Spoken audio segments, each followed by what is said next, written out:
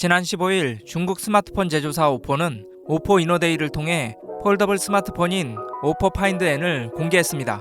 이 제품은 안쪽으로 접었다가 펼 수 있는 인폴딩의 폴더블 스마트폰으로 삼성의 갤럭시 폴드 3와 비슷한 제품인데요. 이 폴더블 스마트폰이 늦게 출시되는 만큼 삼성의 폴드 3와 어떤 점이 다른지 궁금하지 않을 수 없습니다. 과연 중국이 폴드 3의 기술력을 얼마나 따라잡았는지 지금 저와 같이 알아보시죠.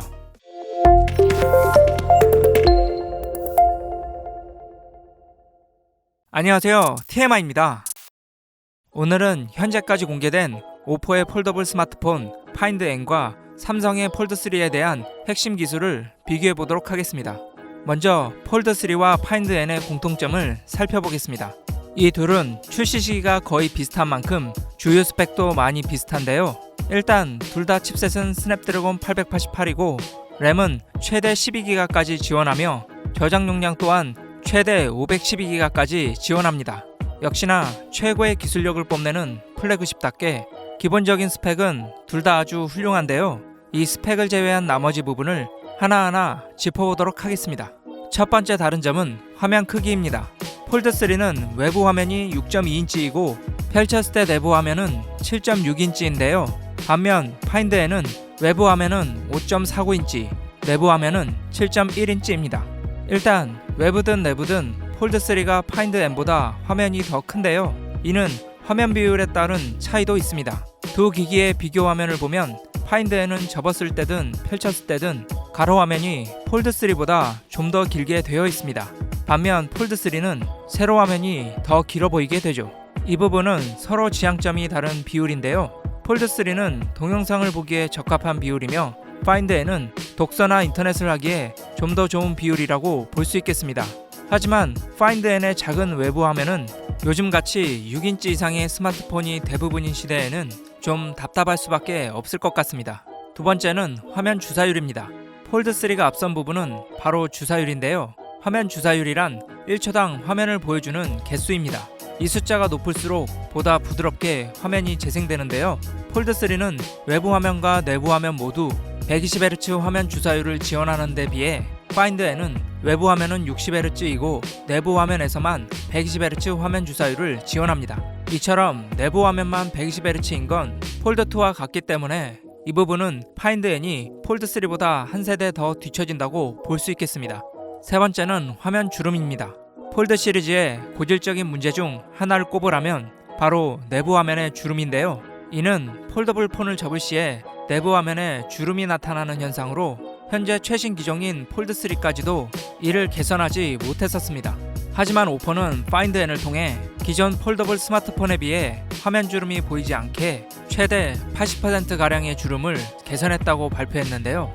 이는 곧 다른 유튜버를 통해서도 폴드 3와 비교해 볼 수 있었습니다. 사진을 보면 확실히 파인드 N에서는 주름이 없어지긴 했으나 내구성을 아직 장담할 수 없는 상태이기 때문에 좀 더 지켜봐야 할 부분인데요. 더군다나 접히는 내부 디스플레이는 삼성 제품을 사용하고 있고 심지어 화면을 20만 번 접어도 안전하다는 광고까지 폴드와 같은 걸 보면 오포가 폴더블 디스플레이의 기술을 선도한다고 보긴 어려울 것 같습니다. 네 번째는 카메라입니다. 폴드 3와 파인드 N 모두 광각, 초광각, 망원 등 세 가지의 카메라를 탑재하고 있는데요.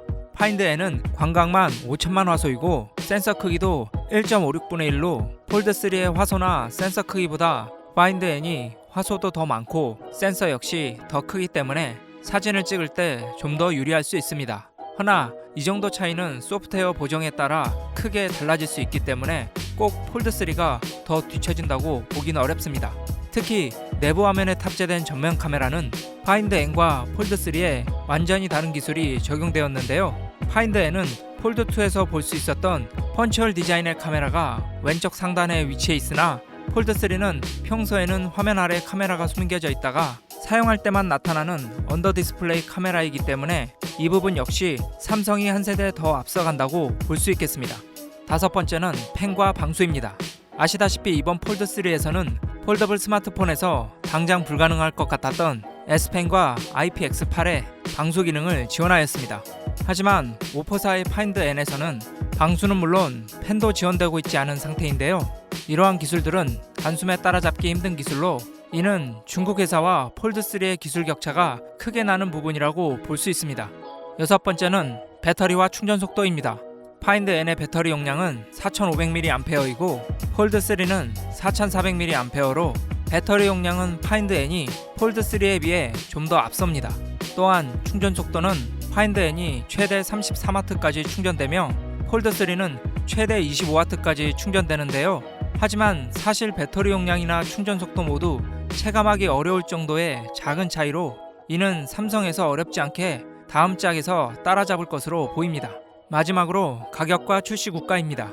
파인드 N은 512기가 저장 용량 버전이 8,999위안 약 167만원으로 200만원대의 폴드3보다 좀 더 저렴하지만 앞서 언급했던 더 큰 화면 그리고 펜과 방수 기능 등을 더한다면 이 정도 가격 차이는 어쩌면 당연하다고 볼 수 있겠습니다. 또한 폴드3는 중국은 물론 전 세계를 대상으로 판매하고 있으나 파인드 N은 현재까지는 중국에서만 판매될 예정인데요.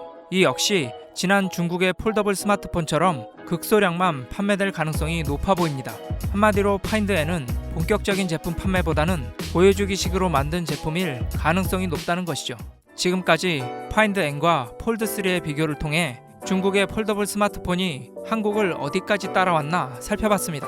물론 파인드 N이 배터리 용량이나 충전 속도 그리고 주름을 많이 없앤 것들은 어느 정도 성과가 있는 부분이긴 하나 핵심 기술인 폴더블 디스플레이가 삼성 꺼짐을 생각해보면 오포가 자축하기엔 아직 이르다고 생각이 되는데요. 특히나 다음 폴드4에서는 펜 수납도 가능해지고 언더 디스플레이 역시 더욱 완벽해진다면 중국 회사들과의 격차는 더 커질 것으로 보입니다. 물론 이러한 제품들이 조금 견제되는 건 사실이지만 이제까지 중국에서 출시된 폴더블4는 제대로 판매되지 못하고 사라져간 점을 미루어 봤을 때 아직은 삼성이 좀 더 해볼 만한 것 같은데요. 하지만 삼성도 여기서 자만하지 않고 확실한 기술 격차를 내어 폴더블 스마트폰에서의 최강자가 누구인지 제대로 보여주길 기대해봅니다. 오늘 영상은 여기까지입니다. 도움이 되셨다면 좋아요와 구독 그리고 댓글까지 부탁드립니다. 행복한 하루 되세요.